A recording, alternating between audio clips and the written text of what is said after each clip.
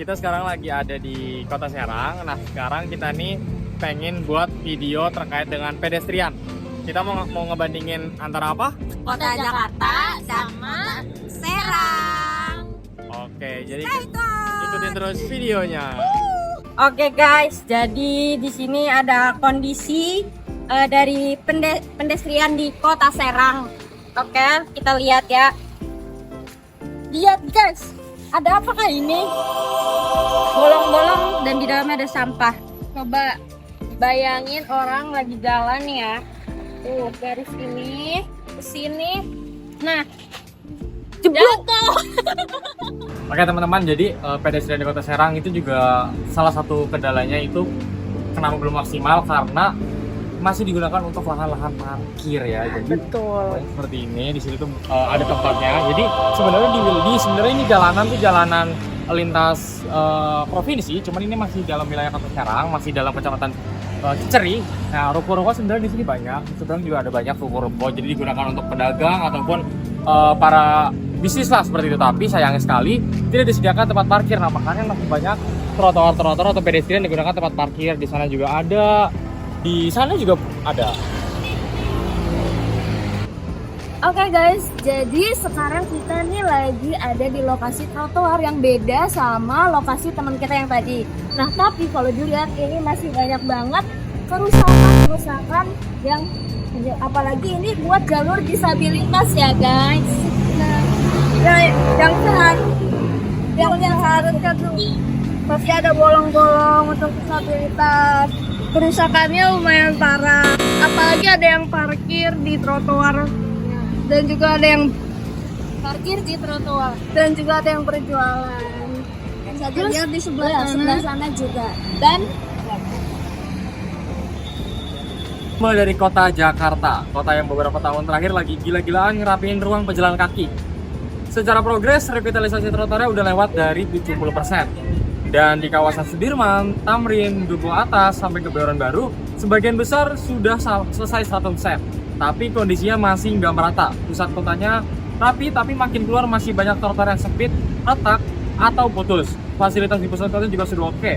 Mulai dari gedung-gedung, lampu yang terang, tempat duduk, fasilitas seperti halte, dan lainnya sudah memadai. Masalah paling klasik di Jakarta adalah alih fungsi trotoar. Harusnya jalur pejalan kaki, tapi sering banget dipakai oleh parkir motor ataupun tempat PKL, bukalapak dadakan. Trotoar yang udah dibangun rapi, akhirnya nggak bisa dipakai sebagaimana mestinya. Kadang pemerintah sudah menertibkan, tapi muncul lagi dalam beberapa hari. Pejalan kaki akhirnya turun ke jalan yang sangat membahayakan dirinya. Dan ini bukan terjadi di satu ataupun dua tempat, tapi di banyak titik luar area prioritas. Ini nunjukin kalau permasalahan nggak cuma infrastruktur, tapi soal budaya penggunaan ruang publik juga. nah, masalah yang selanjutnya yaitu kualitas trotoar yang nggak konsisten. Jalan protokol bagus, lebar, bersih, tapi begitu masuk sedikit ke arah pemukiman dan pinggiran kota, kondisinya langsung berubah. Ada trotoar yang sempitnya cuma cukup buat satu orang, ada yang bolong, ada yang ditambah seadanya, bahkan ada yang cuma berupa garis tipis antara jalan dan selokan. Akhirnya, pengalaman pejalan kaki itu nggak nyaman dan nggak aman. Ini penting banget karena kota besar harus punya standar kualitas yang sama, bukan cuma di area yang kenal turis atau kecil-kecil. Selanjutnya, masalah yang ketiga adalah konektivitas yang sering terputus. Banyak trotoar bagus tapi nggak nyambung satu sama lainnya. Kadang ada tiang listrik berdiri di tengah jalan kaki, papan reklame di jalur pedestrian, atau bangunan yang terlalu maju. Jadi, meskipun ada trotoar, jalurnya nggak benar-benar bisa dilalui dari ujung ke ujung.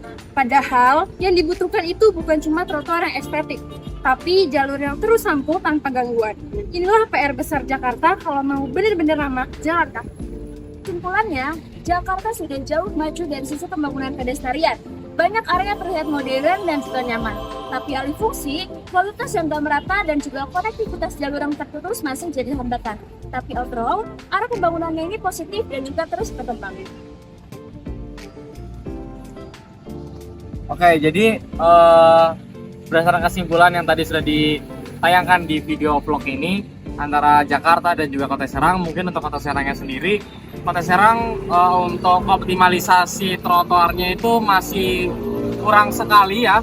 terutama dari segi pembangunan juga masih kurang, berbeda dengan Jakarta yang sudah hampir 70%, bahkan ada beberapa daerah yang sudah 100% gitu. Apalagi di Serang juga untuk alih fungsi trotoarnya ini banyak digunakan oleh orang-orang yang mungkin tidak berwenang, seperti pedagang, seperti orang-orang yang parkir, dan juga masih banyak juga trotoar-trotoar yang rusak, dan bahkan ada tumpukan-tumpukan sampah lah yang masih ada di trotoar-trotoar di Kota Serang. Ya, mungkin itu saja untuk video vlog ini. Kesimpulannya, untuk Kota Serang harus lebih berbenah lagi, lebih merapikan lagi untuk tata struktur kotanya, sehingga pedestrian atau trotoar bisa digunakan oleh seluruh pejalan kaki dan merasa aman dan juga nyaman. Terima kasih.